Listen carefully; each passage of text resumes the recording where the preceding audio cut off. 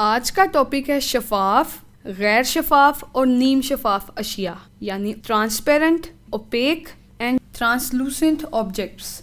شفاف اشیاء یعنی ٹرانسپیرنٹ آبجیکٹس ایسی اشیاء جن میں سے روشنی گزر سکتی ہے شفاف اشیاء کہلاتی ہیں۔ شیشہ، پانی اور ہوا شفاف اشیاء کی مثالیں ہیں۔